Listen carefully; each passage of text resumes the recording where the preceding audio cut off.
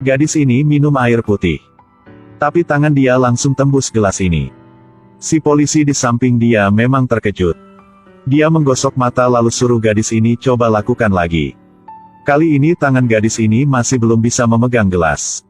Si polisi terkejut dan berteriak. Gadis ini juga terus-menerus menangis. Tiba-tiba, gadis ini menemukan bahwa di kaca tidak ada bayangan dia. Si polisi melihat kaca untuk memeriksa. Memang benar, gadis ini tidak ada dalam kaca. Satu kali lagi, si polisi mau pingsan karena ketakutan. Kamu bukan manusia. Gadis ini bernama Namrin, dia seorang kaya. Hari itu, setelah mencoba gaun pernikahan, pacarnya menelpon untuk mengingatkan dia minum vitamin. Hal ini menyenangkan dia. Namrin merasa pacarnya, pria yang paling cintai dia di dunia ini. Dalam perjalanan ke tempat janji, pacarnya menelpon lagi. Saat ini, ada mobil sengaja lewat mobil Namrin. Namrin memang marah. Jadi dia matikan HP lalu membalap sama lawannya. Malangnya, mereka berjalan di jalan yang sedang diperbaiki. Jadi pria itu meninggal di tempat. Sedangkan mobil Namrin jatuh ke danau. Baik mobil maupun Namrin hilang. Ketika polisi sampai tempat kejadian, mereka hanya menemukan mobil dan pria itu. Pada larut malam, Namrin hadir lagi seperti tidak ada apa. Tapi dia kehilangan memori. Dia bertanya polisi dia sedang di mana. Tapi polisi sepertinya tidak melihat Namrin. Mereka langsung pergi. Tiba-tiba seorang polisi lain yang bernama Yeo menemukan Namrin. Dia membawa Namrin pergi dengan cepat. Dan berharap Namrin bisa bekerja sama dengan polisi. Untuk tidak merusak petunjuk di tempat ini. Tapi saat berbalik kembali, Yeo tidak melihat Namrin lagi. Sebelum pergi, Yeo melihat sebuah kalung di jalan. Malam itu, Yeo memimpi tentang orang tuanya dan kejadian itu. Yeo ketakutan dan buka matanya. Tiba-tiba, Yeo mendengar tangisan di danau. Dia mendekat dan temukan inilah gadis tadi di danau. Namrin menangis dan bercerita kepada Yeo. Dia bilang dia lupa namanya, keluarganya dan jalan pulang. Dia sudah minta bantuan dari banyak orang. Tapi mereka sangat aneh. Mereka sepertinya tidak melihat Namrin. Akhirnya, Namrin juga tidak tahu kenapa berada di sini. Namrin berharap Yeo dapat membantu dia mencari orang tua. Yeo melihat Namrin yang terus-menerus menangis. Jadi dia memberikan Namrin gelas air.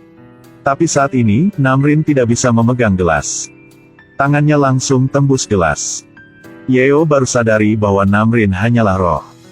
Yeo merinding lalu mengusir Namrin keluar. Tapi Namrin terus meminta bantuan. Namrin menangis sambil bilang dia tidak mau mati.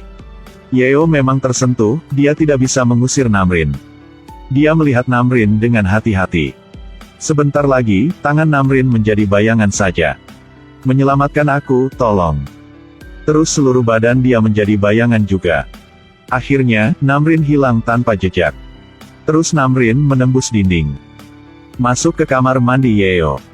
Setelah masuk, Namrin melihat sekeliling dengan hati-hati. Baru saja berbalik, mereka berdua saling menatap mata. Setelah Namrin keluar, Yeo tersenyum dengan puas. Bagaimana bisa menolak roh yang begitu cantik? Besok, Yeo setuju membantu Namrin. Tapi di jalan Yeo tiba-tiba diserang oleh seseorang.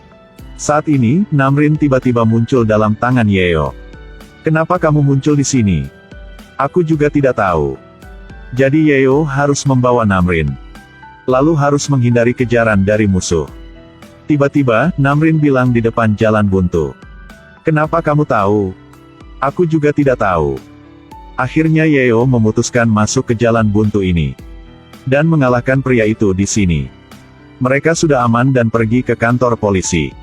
Tiba-tiba Namrin melihat yang akrab. Tapi karena dia kehilangan memori jadi tidak bisa ingat siapa ini. Wanita inilah ibu dia. Namrin hilang, ibunya sudah ke kantor polisi banyak kali. Tapi polisi masih belum menemukan jejak Namrin. Tiba-tiba, Namrin hadir di dalam kantor.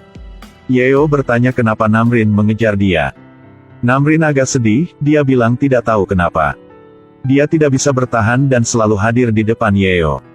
Jadi Yeo bercanda bahwa Namrin seperti lawan dia. Mereka mungkin pasangan kebetulan. Namrin menyalahkan Yeo. Hanya makan tanpa membantu dia menyelidiki. Ternyata, identitas Namrin memang susah ditemukan. Namrin tidak ingat nama orang tuanya, umur juga. Bahkan foto pun juga tidak ada. Ketika Yeo bilang tidak ada foto, Namrin merasa memang sedih. Sekarang memfoto saja. Namrin duduk dengan santai supaya Yeo memfoto. Tapi fotonya hanya ada kursi saja. Kenapa nih? Jika bisa melihat hantu, akan bisa melihat kamu. Seorang kaya yang meninggal karena kecelakaan. Seorang polisi berani dan tampan. Karena sebuah kalung mereka sudah bertemu. Yeo membantu Namrin menyelidiki kematian dia. Namrin memanfaatkan siluman tubuhnya untuk membantu Yeo. Hari demi hari, mereka saling mencintai. Tapi manusia dan hantu di kedua dunia. Bagaimana bisa mereka jadi pasangan? Saat ini, Namrin berdiri di kantor polisi dengan sedih. Dia melihat orang yang akrab lagi. Tapi karena kehilangan memori jadi dia tidak bisa ingat ini siapa. Wanita inilah ibu dia. Namrin masuk dan kabari Yeo. Jika Namrin bisa melihat wajah wanita itu, pasti Namrin akan ingat dia siapa. Percakapan telepon Yeo juga diganggu. Yeo marah lalu menyuruh Namrin pulang. Saat ini, tubuh Namrin bergoyang-goyang. Lalu hilang. Terus Namrin kembali ke rumah Yeo. Dia tidur di sofa dan bermimpi. Di mimpi ini, Yeo menggendong dia. Yeo panggil Namrin. Yeo memetik bunga teratai untuk Namrin. Tapi ketika Namrin mau dapat lebih banyak kabar dari mimpi ini, dia dibangunkan oleh seseorang. Ternyata inilah nenek Yeo. Meski nenek tidak bisa melihat, tapi nenek bisa merasakan kehadiran Namrin. Bahkan nenek pikir Namrin adalah pacar Yeo. Yeo pulang setelah kerja, dia terlalu capek sampai berbaring di tempat tidur. Terus Namrin mengkritik Yeo kotor. Dan bilang jika Popeton, dia tidak pernah begini. Yeo langsung temukan petunjuk baru, itulah Popeton. Tapi saat ini Yeo sangat capek. Dia mau tidur. Tapi Namrin terus membisik di samping dia. Namrin takut waktunya tidak tersisa banyak. Jadi harus mencari tubuh dan orang tua dengan cepat. Yeo marah jadi langsung bangun, mereka hampir mencium. Mereka saling menatap mata, suasana memang memalukan. Saat ini, Namrin bilang namanya ada kata Nam. Tapi sekarang Yeo sedang mencari Popeton. Karena Yeo pikir nama yang berkata Nam terlalu banyak. Terus Yeo marahi Namrin. Jika tidak membiarkan dia tidur, dia akan mencari penyihir. Namrin merasa menyedihkan, lalu ke danau dan menangis. Yeo merasa bersalah dan menyesal. Besok, Yeo membantu Namrin. Namrin duduk di depan sepeda. Momen ini memang sangat romantis. Aduh Namni, Namchan, Nam. Kenapa begitu banyak nama yang sama?